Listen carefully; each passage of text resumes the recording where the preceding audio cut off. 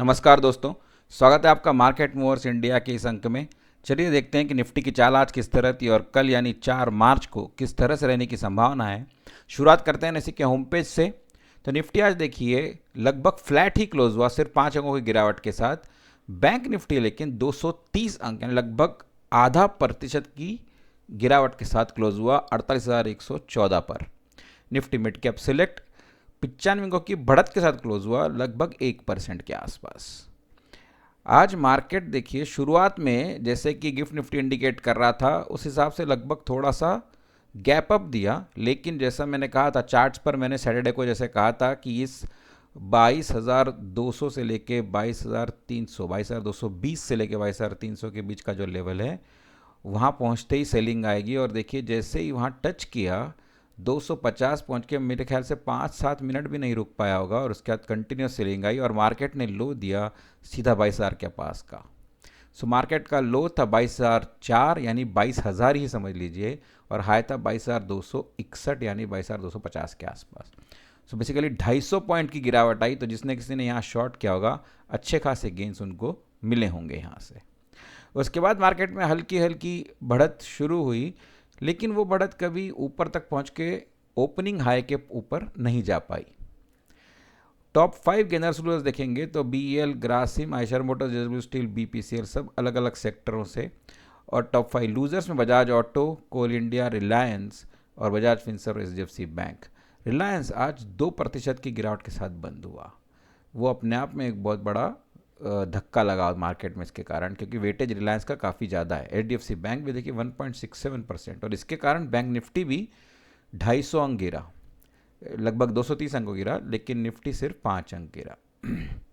Broader market में अगर advance decline देखें तो 880 एडवांसेस और 2071 डिक्लाइन यानी 1:2.5 के आसपास का रेशो। निफ्टी में एडवांस डिक्लाइन रेशो रहा 33 एडवांसेस 17 डिक्लाइन। मतलब यहाँ पर ठीक उसका उल्टा 2:1 के आसपास के एडवांसेस और डिक्लाइंस 17, यानी फ्लैट मार्केट में एडवांसेस ज़्यादा थे, डिक्लाइंस कम थे। तो ये थोड़ा सा इनकरेजिंग इसलिए कि निफ्टी के स्टॉक्स बढ़े, लेकिन ब्रॉडर मार्केट में अच्छी खासी गिरावट रही। हम देखते हैं किसने कितना बेचा खरीदा।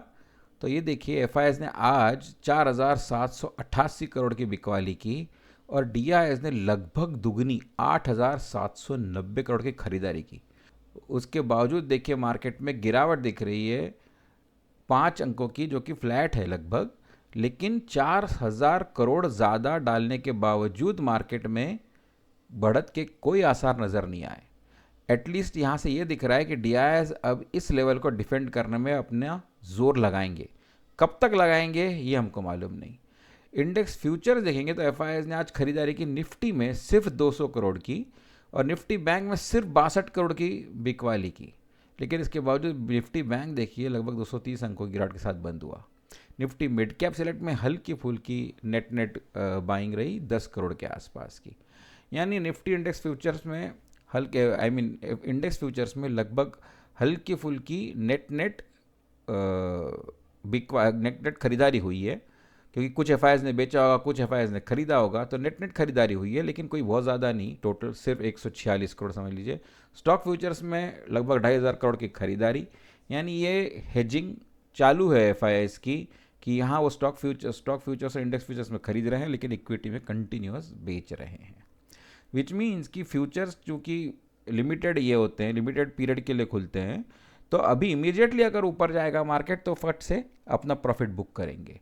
ये साफ आउटलुक दिख रहा है। हम चलते हैं ऑप्शन चेन की तरफ और देखते हैं ऑप्शन चेन 6 मार्च की ऑप्शन चेन हमको क्या संकेत दे रही है। 22,100 के आसपास एट द मनी, और यहाँ देखिए तो कॉल साइड में कहीं भी अनवाइंडिंग तो नज़र नहीं आ रही, 22,300 पर अनवाइंडिंग नज़र आ रही है, विच मीन्स कि उन्होंने हायर इस पे लोअर स्ट्राइक्स पर शिफ्ट की है। तो सबसे ज़्यादा राइटिंग जो यहाँ पे दिख रही है वो तो अभी 22,400 और 22,500 पे अनवाइंडिंग, यानी 22,400 पर सबसे ज़्यादा कॉल राइटिंग दिख रही है और सबसे ज़्यादा ओपन इंटरेस्ट भी मुझे 22,500 पर दिख रहा है और 22,400 पर भी सेकंड हाईएस्ट ओपन इंटरेस्ट है। तो 1,50,000 कॉन्ट्रैक्ट्स के आसपास का 22,500 पर और 1,10,000 कॉन्ट्रैक्ट्स का 22,400 पर, 88,000 22,300 पर, और कुछ एक जो सेफ ट्रेडर्स हैं 22,600 पर, उन लोगों ने कॉल शॉर्ट किए हैं। तो यहाँ पर इन पूरे सिनेरियो में सबसे ज़्यादा बिलीवेबल तो अभी जो इमीडिएट रेजिस्टेंस जो दिख रहा है वो तो 22,300 ही दिख रहा है, क्योंकि वो भी क्रॉस नहीं कर पाया है।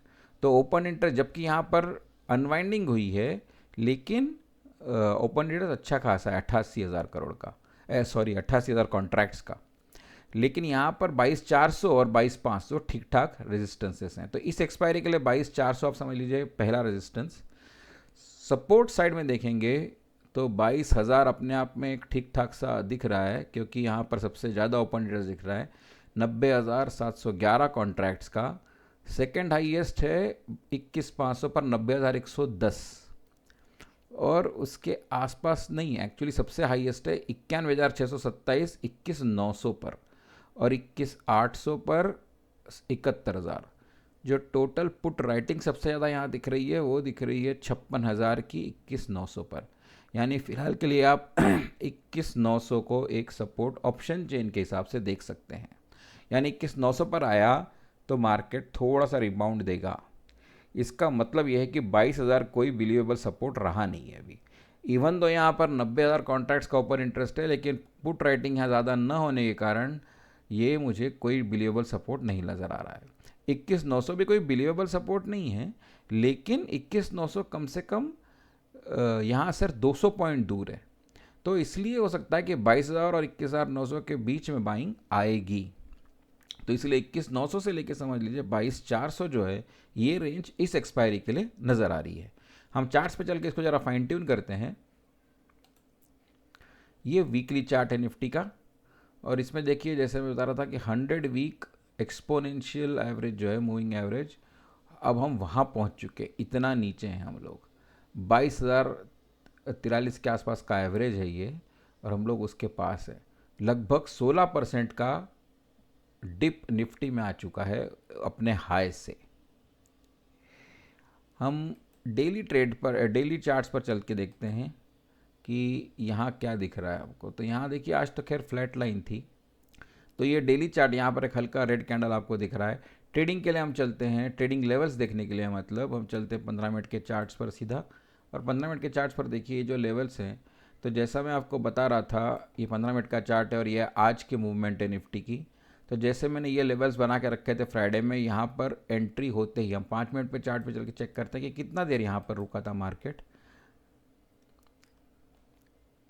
तो देखिए 5 मिनट के चार्ट्स पर यहाँ पर ओपन हुआ पहले 5 मिनट में, और अगले ही 5 मिनट में उसने लेवल तोड़ के नीचे आ गया। यानी उसके बाद निफ्टी यहाँ 6-6.5 मिनट भी नहीं टिका होगा, और उसके बाद सीधा जो गिरना शुरू हुआ तो सीधा 22,000 तक पहुँच गया।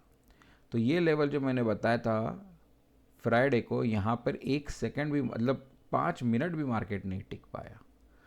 तो कल के लिए भी शॉर्टिंग के लिए यही लेवल काम करेगा, 22,225 से लेके 22,300 तक। तो ये 75 अंकों का लगभग बहुत बड़ा सेलिंग एरिया है, लेकिन यहाँ पर सेलिंग आने के पूरे चांसेस हैं अगर यहाँ तक निफ्टी पहुँचता है तो।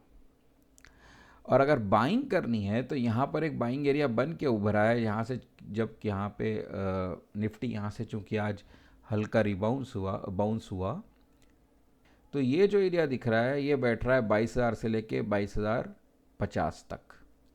तो जब यहाँ आए तो यहाँ पर मैं बाइंग करूँगा, बहुत ही देखने के बाद, सोचने समझने के बाद, क्योंकि यहाँ देखिए कितना देर टाइम बिताने के बाद फिर यहाँ से बाइंग आई है। तो जनरली ये यहाँ से जब बाइंग आएगी तो ये सेकंड हाफ में ही आएगी। शुरुआत में अगर ये यहाँ आया और इससे नीचे गया तो ये स्ट्रिक्ट स्टॉप लॉस के साथ मैं इसको ऑपरेट करूँगा, और जैसे इसके नीचे जाएगा आप एग्जिट हो जाना चाहिए, क्योंकि ये लॉन्ग करने के लायक मतलब एनवायरनमेंट नहीं है। अगर यहाँ जाएंगे, निफ्टी अगर यहाँ पहुँचता है तो यहाँ मैं तुरंत शॉर्ट करूँगा, क्योंकि बहुत ज़्यादा ऊपर जाएगा ऐसा मुझे नज़र नहीं आता है। अगर आपको ट्रेड करना है या इन्वेस्ट करना है तो आप अपने ट्रेडिंग एडवाइज़र से या फाइनेंशियल एडवाइज़र से संपर्क करें, क्योंकि मैं सेबी रजिस्टर्ड एनालिस्ट नहीं हूँ। मैं ये वीडियो जो बना रहा हूँ वो इन्फॉर्मेशन और नॉलेज पर्पसेस के लिए बनाता हूँ, इसलिए आपसे ये दरख्वास्त है, रिक्वेस्ट है कि आप अपने एडवाइज़र से संपर्क करें और फ्री मार्केट में कुछ ट्रेड लें या कोई इन्वेस्टमेंट डिसीजन लें। तो दोस्तों ये थे निफ्टी के लेवल्स कल के लिए और निफ्टी का एनालिसिस आज का। हम फिर मिलेंगे एक नए वीडियो के साथ, तब तक के लिए नमस्कार, धन्यवाद।